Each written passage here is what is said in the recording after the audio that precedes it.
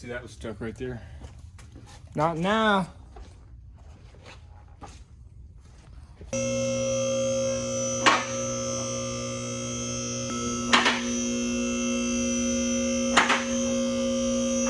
All right, everybody. Well, when you don't plan ahead as good as you should, you have to improvise. #1 key to being a good mechanic. All right.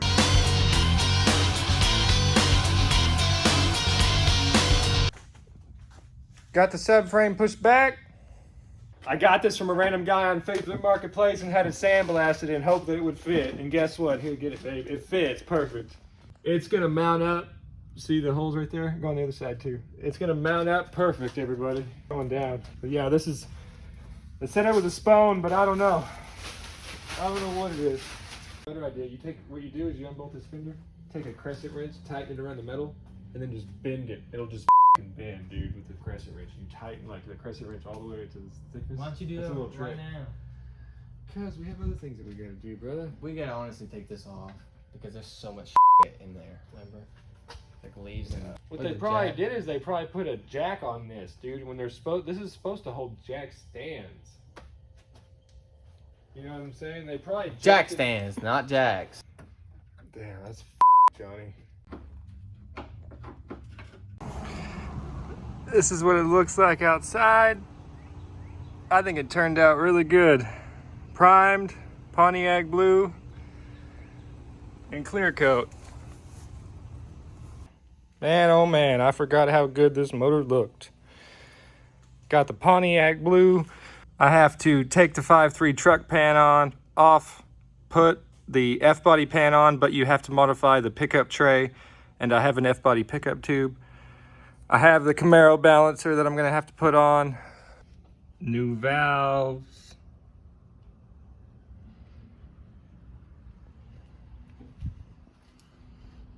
Milled to 243 specs.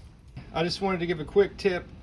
If you go through the trouble of having the motor vatted, all new parts, everything else, please do not skip on little details such as this. I could bolt this down how it is with a new gasket, at the very least, and call it a day. But that is not how we do things around here. We are going to Scotch-Brite it, get it spotless, change these. I have a new gasket too, put it on, and then put the knock sensors in, and the motor will be basically sealed at that point. This is what I mean when I say take the extra time to just do it right. Before, as you could see, it was so dirty that to put that inside the engine whenever it's been vatted, knew everything inside of the engine, it would be a definite sin. So, first step. This is a new gasket. Of course, please put a new gasket on it. Here is the clean valley cover. The key to this is 18 foot-pounds, everybody.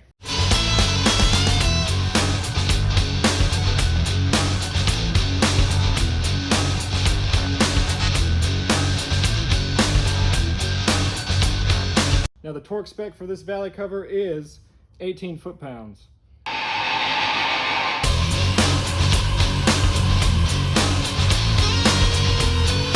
Oh, this is fun, everybody. I love working on engines, especially the LS kind.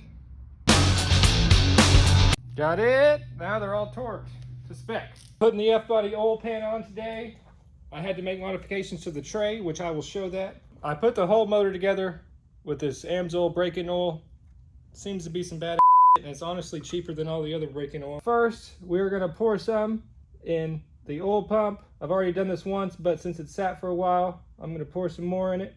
Now for my windage tray, this is the rear right here, so always pay attention to that. That says rear. Now I cut it up here to fit my F-body oil pan because the truck pan windage tray is different. So you have to cut it, modify it. I did that nicely and neatly. And now also, another important thing is you have to adjust for the new pickup tube because where it sits, it will not seat properly. And let me tell you, one of the most important things when putting a motor together like this, LS-wise, is that pickup tube right there.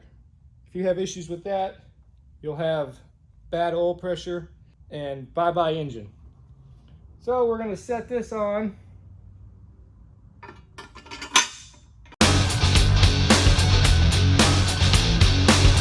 Let me take this one off because that is where the pickup tube support bracket goes, so always remember to keep that one out at first.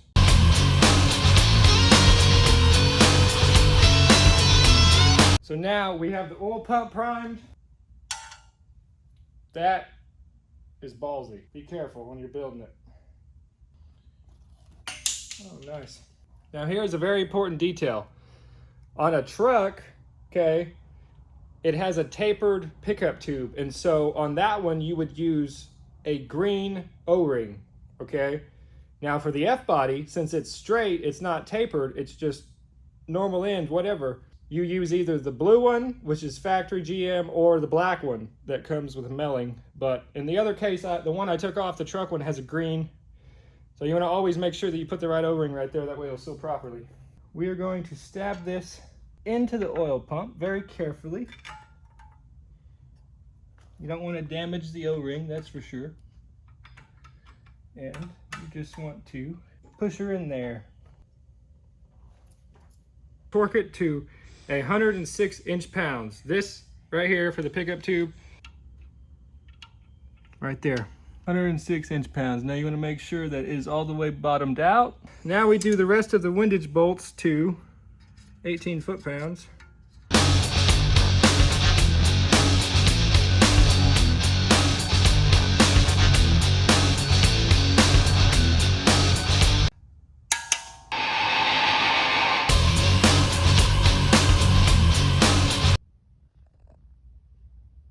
Don't forget, you need to have about a 1/4 inch amount of RTV right here on the corner. Better safe than sorry, let me tell you. Set your gasket down on here. Get that bastard lined up. The oil pan down on her. That's how you fit a F-body oil pan on a 5.3 with a 5.3 windage tray. Now I'm going to put the bolts in. Stay tuned. For the oil pan bolts, you're going to want to do 18 foot-pounds like the tray. And then the back two that go into the rear cover, you're going to do 106 inch-pounds like the pickup tube. No sequence on this. I'm going to start in the center and work your way out evenly.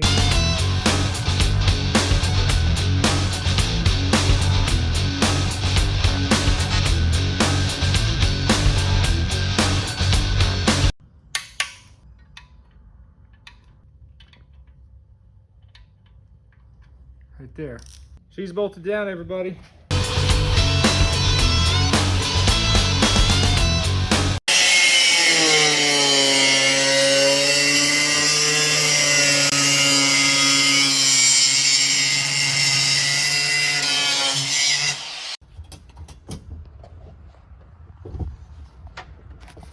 Dude, I can't believe it's full to the freaking brim. They literally just filled it up all the way and it went out. All right, everybody. Well, when you're a retard, like I tend to be sometimes, you have to do things the old hillbilly way. So we have an air pump. I'm pretty sure this is what this is. We were using the actual air pump hose, and it is deteriorated now. So we just decided to use our heads finally and plug in the fuel line hose, so it won't eat through the hose. And now we're basically just pumping out all the gas. We had a full tank of gas and just sat for 5 years.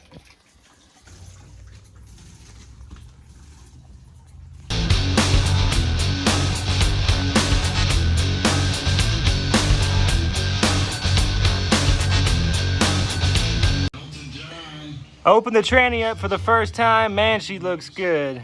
Got to put on the F-body tail housing.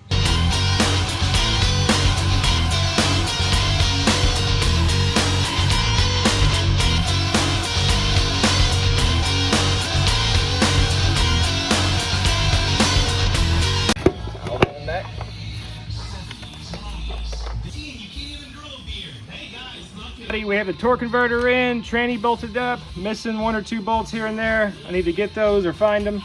Now right here we have the Silverado tail housing on this transmission, but we have to clean up the F-body, paint it red, and then we'll swap it out whenever we get it in the car. No big deal. That's why it looks like crap. But as of now, we have the tranny bolted to the engine. Okay.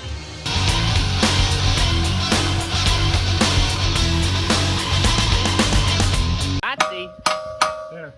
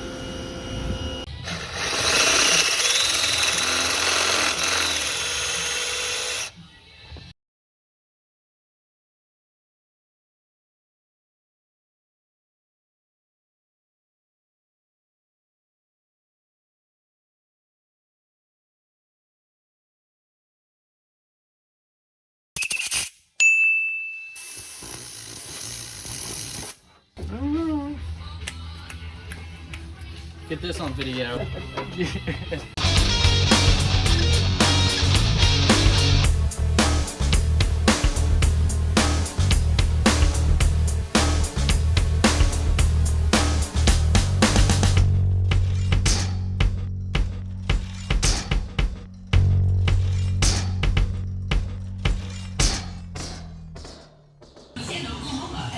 Smile for the camera.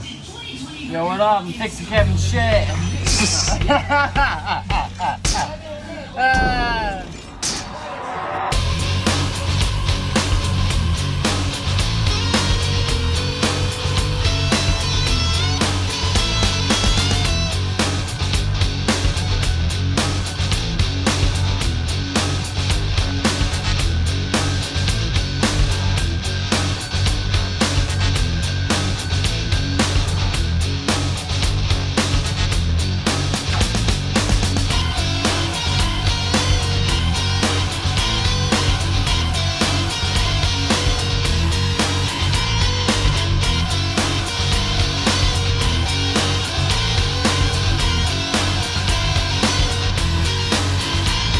Always make sure that your tape did not move. Didn't push out at all, which means it's freaking good. Now, just gotta put the quick connects on, run it in the Camaro, and we're ready to prime that fuel pump, baby. Turn line.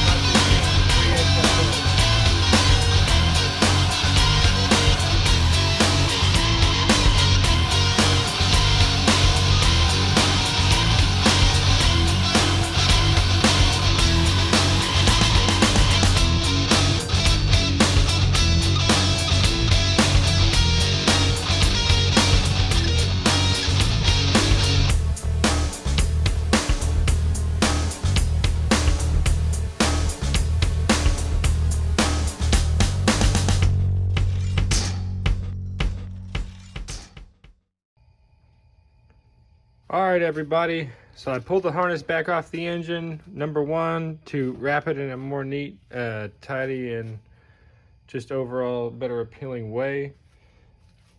So I got the AC plate, drilled the 2-inch hole.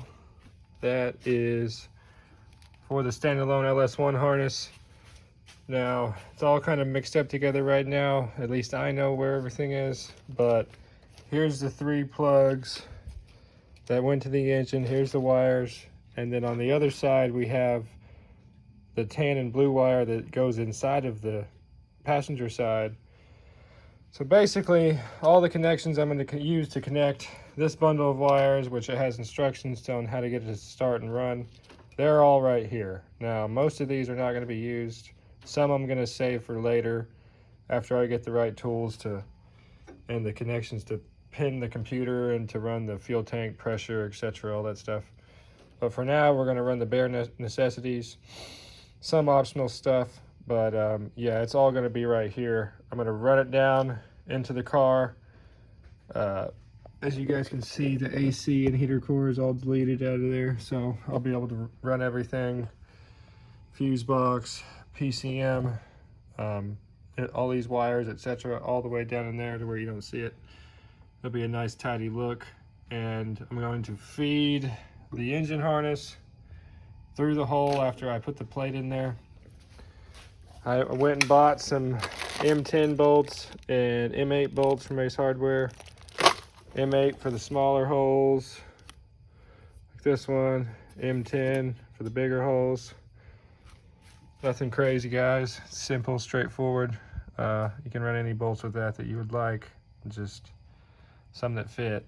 Once I get the plate in there sealed, then I'll run the harness through, plug it back in a nice neat fashion, connect this bundle of wires, and also, quick thing, this green and black wire right here, it's in here, I don't know exactly where it is, but it's the fuel pump control that went to the PCM. Now this standalone comes with a fuse box, and this green wire right here is on pin number 9 on the red connector on C2. So pin number 9 on the harness, or on this, LS1 harness, is the fuel pump control. Now, this fuel pump control comes down to the relay that it wants you to hook up. So, I'm going to attempt to take the fuel pump control wire coming to all the relays and the whole entire system already, and I'm going to try to depin this relay wire, connect it, and see if the PCM will work the factory relays, and everything will just work fine. Now, we're going to attempt it, and hopefully it works. If not, I'll wire in the fuel pump relay, no big deal. I have the schematics for it. But speedo, tach, park neutral, position, TCC, coolant fan, low and high, all that stuff's in here that I'm going to connect. It's all going to work nice and neat, guys, nice and neat. Got to connect the exciter wire to the starter, and we'll be pretty much ready to go. I got to also run alternator wire over to here. But I wanted to make a quick video or a quick clip, whatever you want to call it, of the wiring situation I'm in. And when I get it all tidied up and bundled up and connected and everything's working, I will do more of an in-depth video on exactly what I connected and what I taped off or pulled out of the harness entirely. Now it's just wiring. Once I get the plate in, put the radiator in, hook up the coolant hoses, run the transmission lines, hook up the radiator hoses, fill it all up, wires are connected, put gas in it, and it'll be time to fire it up. Also, my good buddy Chandler, from my wedding gift, which I recently got married, ordered an entire harness that goes underneath the driver dash, and it didn't come with this passenger side that goes into the dash. It stopped at the 3 plugs. And the 3 plugs were also messed up, and I had to use another 3 plugs from a different harness that I had, thank God. And I also had the backside of the plugs that went to the PCM. So those are plugged in and everything. It all worked out. Ran a new harness all the way through, same year and everything, still a V6 harness. Came with the fuse boxes, no fuses. I'm going to use the fuses that are in my other harness, wherever it may be now. Had a lot of help from my dad and my buddy, and we've got it this far. It is honestly almost freaking there, and it's awesome. So I am at the point where I'm about to start this thing. I have the fuel pump priming whenever I turn the key on. I have everything coming on. I'm able to download the tune. I already put a startup tune on it. Everything is ready to go. I have it on the trickle right now because the battery was low. It was from an older car, that a battery I just had laying around, and I haven't hooked up my alternator wire yet. That's the last thing I gotta do. She is ready, y'all. I hope. We haven't started her yet, but I hope she's ready.